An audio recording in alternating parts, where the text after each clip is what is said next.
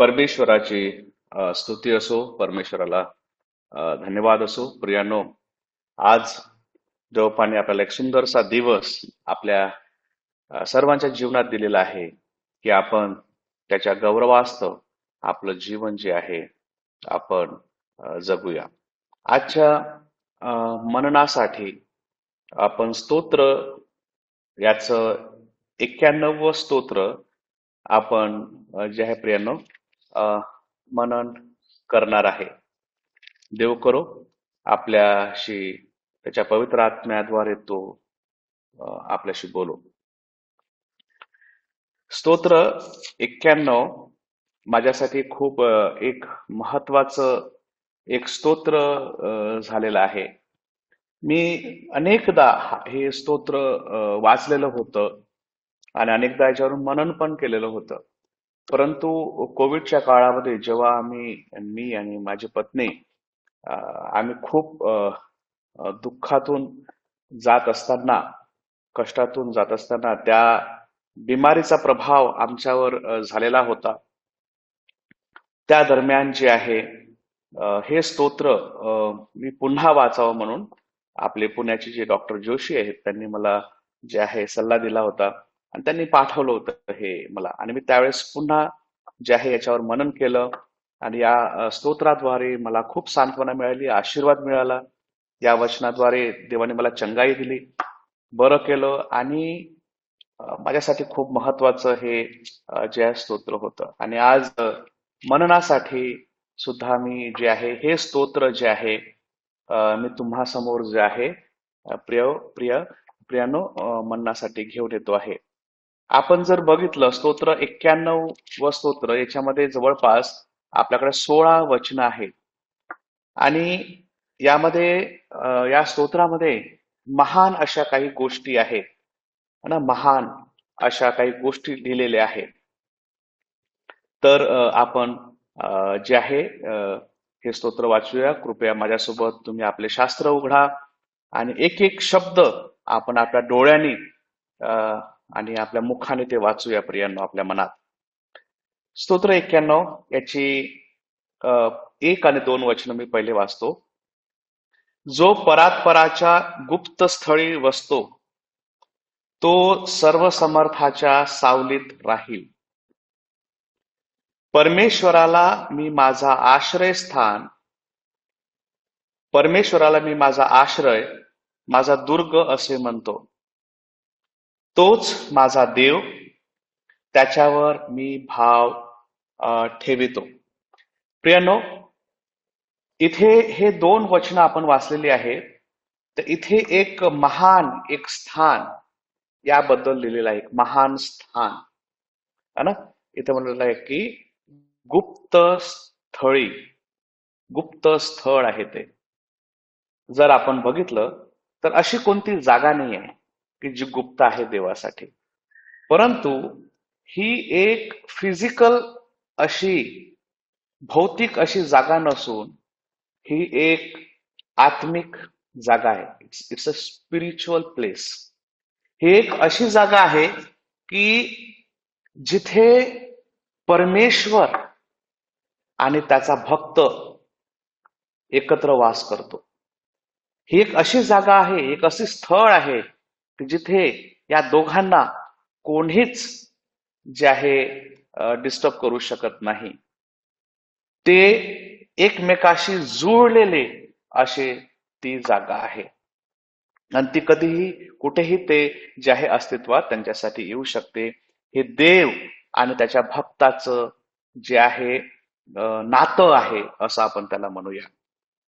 जर त्याच्या भक्ताविषयी जर आपण विचार करतो किंवा मनन करतो माझ्या प्रियांनो, तर 3 वचनापासून तर 16 वचनापर्यंत त्या भक्ताविषयी लिहिलेलं आहे की तो परमेश्वर ज्याच्या गुप्त स्थळी त्याचा भक्त त्याच्याशी वार्तालाप करतो, त्यासोबत संबंध ठेवतो, त्याच्यासोबत कसा व्यवहार करतो असं लिहिलेलं आहे.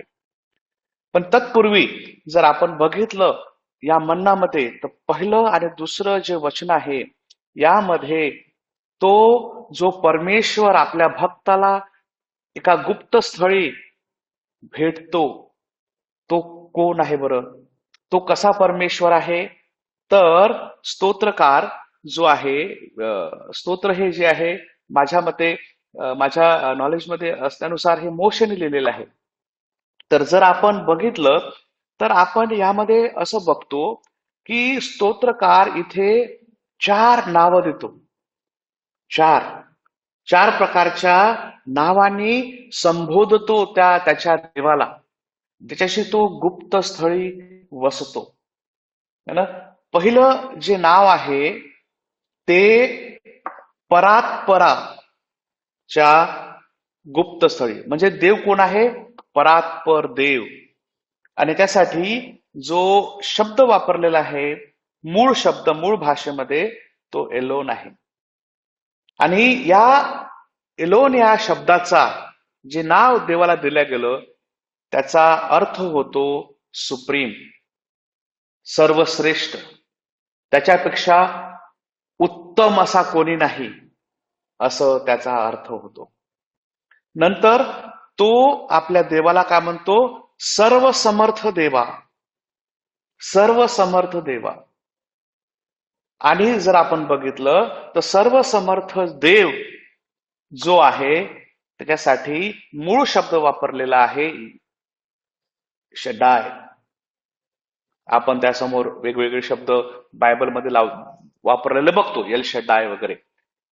पण शडाय याचा अर्थ असं होतो सर्व सामर्थी. म्हणजे काय? सर्व सामर्थी म्हणजे ऑल सफिशियंट. तो प्रत्येक गोष्टीसाठी सामर्थ आहे, समर्थ असा देव आहे. त्याच्यापासून कोणतीच अशी गोष्ट नाही की जो तो करू शकत नाही. तो सर्व काही करू शकतो आणि सर्व गोष्टी करण्यास तो समर्थ आहे, है ना. त्यानंतर तो म्हणतो दुसऱ्या वचनामध्ये, परमेश्वरा ला मी माझा आश्रय, माझा दुर्ग म्हणेन. आणि इथे परमेश्वर हा शब्द वापरलेला आहे. यासाठी मूळ भाषेमध्ये याहवे, यहोवा असा उल्लेख आहे. तर यहोवा म्हणजे काय?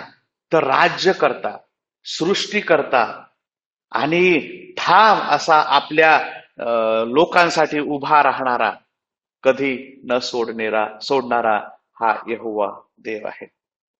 त्यानंतर दुसऱ्या वचनामध्ये तो आपल्या परमेश्वराला काय म्हणतो? माझ्या देवा, माझ्या देवा. देव हा शब्द तिथे वापरलेला आहे. आणि यासाठी मूळ शब्द आहे एलोहिम. एलोहिम म्हणजे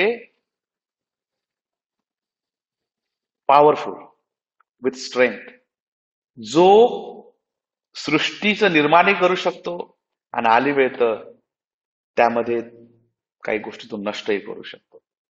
तर हा दास, हा भक्त जेव्हा आपल्या परमेश्वराच्या गुप्त स्थळी वसतो तेव्हा मला वाटतं की त्याला ह्या चारही गोष्टीचा भास होत असेल की त्या गुप्त स्थळी जेव्हा मी देवासोबत वास करतो किंवा माझा वेळ घालतो तर माझ्यासोबत राहणारा देव जो आहे तो परात्पर असा देव आहे, तो सर्व सामर्थ्य असा देव आहे, तो परमेश्वर, तो राज्य करता आहे. आणि त्यानंतर तो माझा देव आहे, म्हणजे काय? याहवे आहे, तो मला संरक्षण देणारा असा देव आहे. तर प्रियानो, तर पहिली गोष्ट जर आपण बघितली, ही जागा खूप महान आहे. ही जे देवानी दिलेली जे गुप्त स्थळ आहे हे खूप महान आहे, कारण त्या स्थळी वसणारा देव हा खूप महान आहे, खूप महान आहे. आणि मी माझ्या जीवनामध्ये त्या महान देवाचा अनुभव केलेला आहे. आणि माझा विश्वास आहे की तुम्ही पण तुमच्या त्या परात्पर देवाचा, सामर्थ्य देवाचा, त्या याहवे देवाचा, त्या शड्डाई देवाचा तुम्ही अनुभव जरूर घेतला असेल.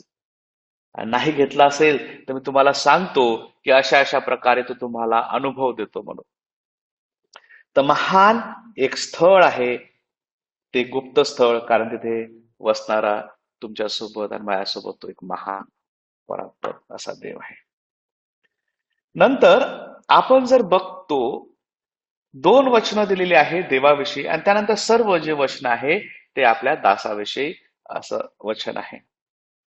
आपण 30व्या वचनापासून तर 10व्या वचनापर्यंत जर आपण बघितलं तर आपल्याला दिसते की महान देव हा एक महान सुरक्षा देतो. महान देव जेव्हा आपल्या भक्ताला महान स्थळी भेटतो तेव्हा तो देव आपल्या दासाला, आपल्या भक्ताला, आपल्या शिष्याला एक महान सुरक्षा देतो. कशी? आपण वाचूया. मी 3 ते 10 वचन तुमच्यासाठी वाचतोय, ठीक आहे. नंतर आपण बघूया की तो कशी सुरक्षा आपल्याला प्रदान करतो. कारण तो पारध्याच्या पाशापासून, घातक मरीपासून तुझा बचाव करील. तो तुझ्यावर पाखर घालील, त्याच्या पंखाखाली तुला आश्रय मिळेल. त्याचे सत्य तुला ढाल व कवच आहे. रात्रीच्या समयीचे भय, दिवसा सुटणारा बाण, काळोख्यात फिरणारी मरी, भर दुपारी नाश करणारी पटकी, ह्याची तुला भीती वाटणार नाही. तुझ्या बाजूस सहस्त्रवधी पडले, तुझ्या उजव्या हातास लक्षावधी पडले, तरी ती तुला भिडणार नाही. मात्र माझ्या डोळ्यांना ती दिसेल आणि दुर्जनांना प्राप्त होणारे प्रतिफळ तुझ्या दृष्टीस पडेल. कारण परमेश्वर माझा आश्रय आहे असे म्हणून तू परात्पराला निवासस्थान असे केले आहे. म्हणून कोणतेही अरिष्ट तुझ्यावर येणार नाही, कोणतेही व्याधी तुझ्या तंबूजवळ येणार नाही. तर हे वचन आपण वाचलेले आहे आणि वाचताना खूप स्पष्ट आहे माझ्या प्रियांनो की कशा प्रकारची एक महान सुरक्षा असा महान देव आपल्याला देतो. इथे पारध्याविषयी लिहिलेलं आहे. ना पारधी समाजामध्ये मी काम करत असतो. बंजारा समाजामध्ये काम करतो आम्ही, पारधी समाजामध्ये काम करतो, वढर समाजामध्ये काम करतो आणि काही मराठी समाजातल्या काही जातींमध्ये आम्ही काम करत असतो, मुख्य करून ह्या जातींमध्ये. तर विशेष करून बंजारा, पारधी आणि वढर यांचे जाळे मला माहित आहे. पारधी पाखरं पकडतात विशेष करून. मग बंजारा लोक मोठी शिकार करतात आणि जास्त करून जे वढर समाजाचे लोक आहे आमच्याकडे ते डुकर पकडतात. तर वेगवेगळ्या प्रकारचे जाळे असतात आणि मी बघतो त्यांच्याकडून मी जाळे विणणं पण शिकलेलो आहे. तर पारधी कसे करतात की हे पारधी पक्षी पकडण्यासाठी वेगवेगळे जाळं तयार करतात, वेगवेगळ्या स्ट्रॅटेजीज करतात, वेगवेगळ्या प्रकारच्या योजना आखतात की कसं ते पाखरू पकडल्या जाईल. आणि बाटर, तित्र, इकडे तर मोरही पकडतात काही लोक, पण आम्ही त्यांना मनाई केलेली की हे पकडायचं नाही. तर हळूहळू त्यांना ह्या गोष्टीतून बाहेर काढतोय, शिकारी या गोष्टीतून. पण आहे, चालू आहे काही लोकांचं, त्यांचं वडिलोपार्जित ते कार्य आहे आणि ते जंगलात करतात, विकत वगैरे नाही, स्वतः वगैरे खातात वगैरे, ठीक आहे. पण माझं म्हणण्याचा दृष्टिकोन असा आहे की पारधी जसा लपून शांत असा पाखरांना वेगवेगळ्या योजना आखून पाडण्याचा प्रयत्न करतो ना, तसा या जगातला एक पारधी आहे, त्याचं नाव आहे शैतान. आणि तो अशा लोकांना तो काय करतो, पाडण्याचा प्रयत्न करतो. बरं, त्याच्यातून जर सुटला तो एखादी भक्त, तर मग तो काय करतो, रोगराई आणतो. है ना. इयोबावर आपण बघतो की त्याच्यावर खूप मोठं संकट ऍज अ बिमारी म्हणून आणलं. किंवा आपण इथं बघतो की काळोख्यात फिरणारी मरी, भर दुपारी नाश करणारी पटकी, है ना, अशा प्रकारच्या पुष्कळ साऱ्या काय आणतो, बिमाऱ्या आणतो. विश्वासणाऱ्यांना बिमार पाडण्याचा तो प्रयत्न करतो.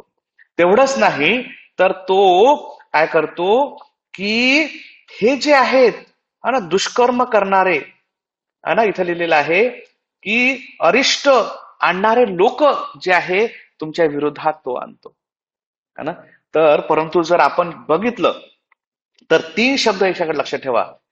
का म्हणतो की पारध्याच्या पाशा पासून, घातक मरी पासून, पासून हा शब्द लक्षात ठेवा. नंतर 10व्या वचना म्हटलेलं आहे तुझ्यावर येणार नाही असं आहे. नंतर म्हटलेलं आहे तुझ्या तंबूजवळ येणार नाही असं लिहिलेलं आहे. नंतर 7व्या वचनामध्ये आहे तुला भिडणार नाही असं आहे. आणि आपण जर बघितलं तर आणखी काही असे शब्द आहे जे आपल्याला असं दर्शवतात की या विरोधाचे जाळे असो, रोगराई असो किंवा विरोधी असो, अशा प्रकारे तो भक्ताला जो आहे पाडण्याचा प्रयत्न करतो. अहो कोण पाडेल हो त्याला, जो परात्पराच्या गुप्त स्थळी बसतो. अरे परात्पराचं गुप्त स्थळ म्हणजे तो जिथं उभा आहे ते स्थळ, ते स्थळ जिथे उभे आहे तिथे तो देव आपल्या भक्ताला गाणे म्हणतो. तो आपल्या भक्त देवाशी प्रार्थना करतो. तो दिवस रात्र त्याच्या वचनाचं मनन करतो. ते स्थळ आणि गुप्त स्थळ ते स्थळ जिथे देव त्यासोबत आहे आणि तो त्याच्यासोबत आहे आणि दोघंही एकासोबत आहे. ते गुप्त स्थळ प्रत्येक ठिकाणी देवासोबत रिलेशन वाला. तर त्यामध्ये एक महान सुरक्षा अशी आहे की एक विशेष करून चार्ल्स स्पर्जन आणि त्याच्यानंतर विली मुलन आणि त्यानंतर विलियम मॅकडोनाल्ड यांची पुस्तकं जेव्हा मी हे अध्ययन करत असताना वाचले, त्यामधून असं निदर्शनास आलं मला की इन डेंजर, फ्रॉम डेंजर आणि बाय डेंजर, म्हणजे कसं की त्या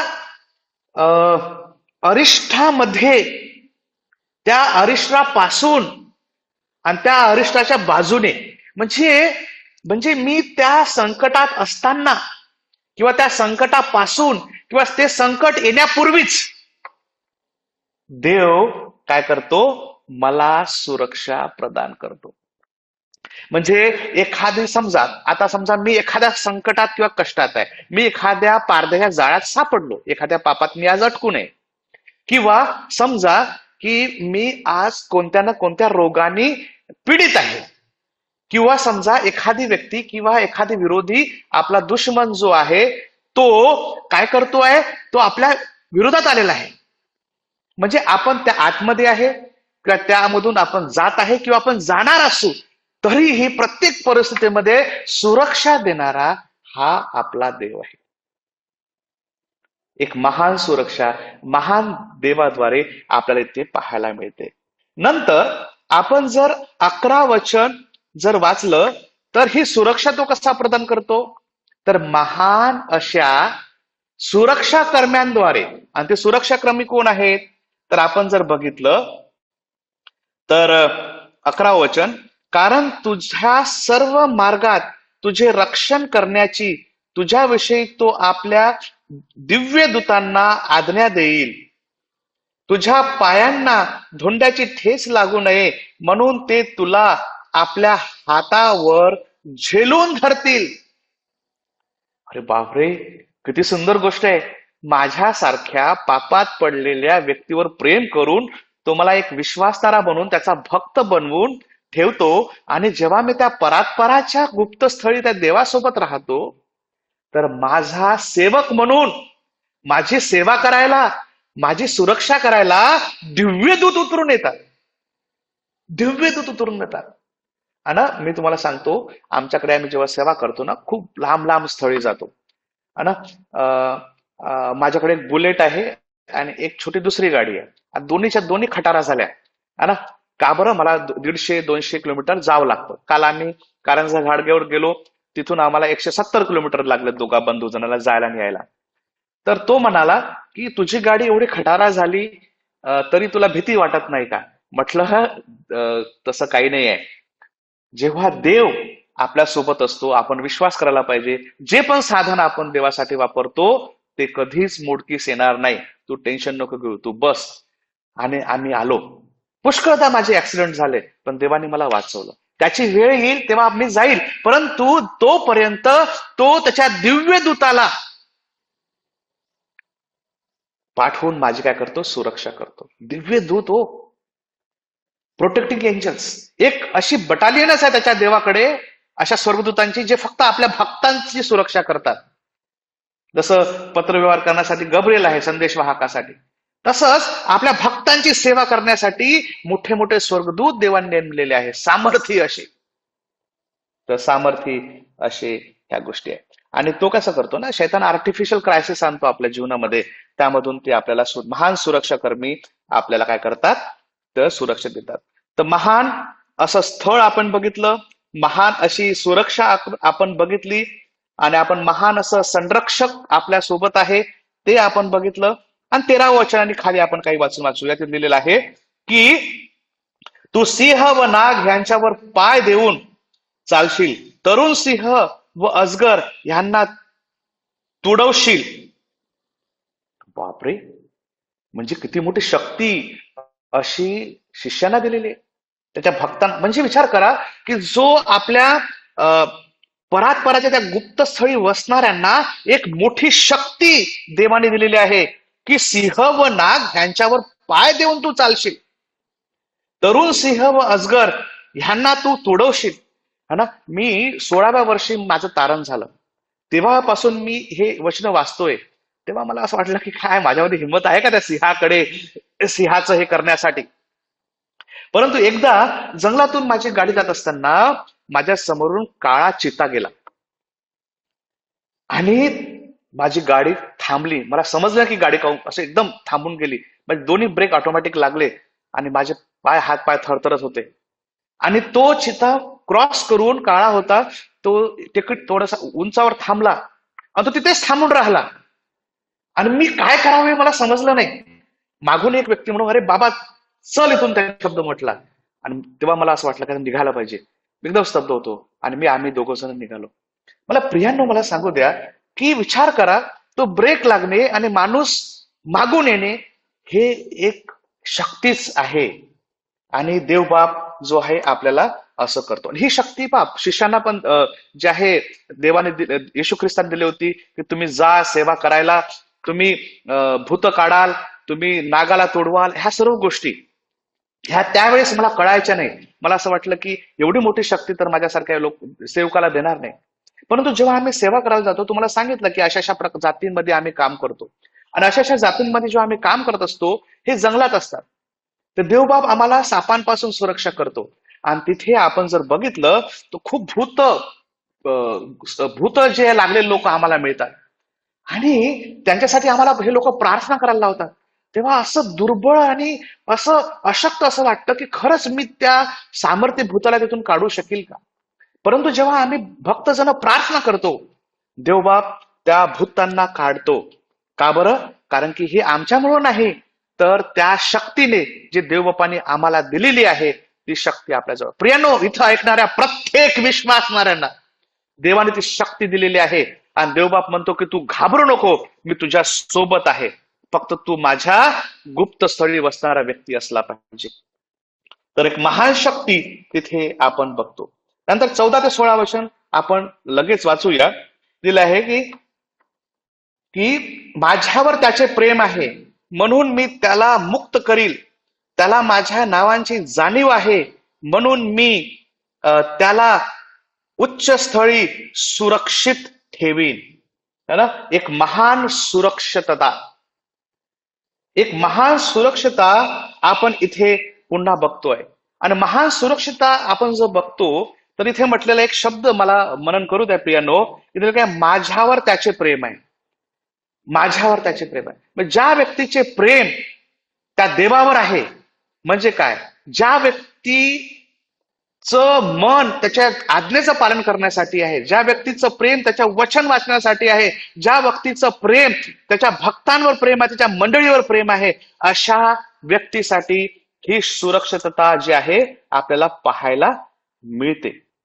आणि अनेक शब्द पुन्हा म्हटलेला आहे 15 वचनामध्ये, संकट समयी मी त्याच्या जवळ राहील.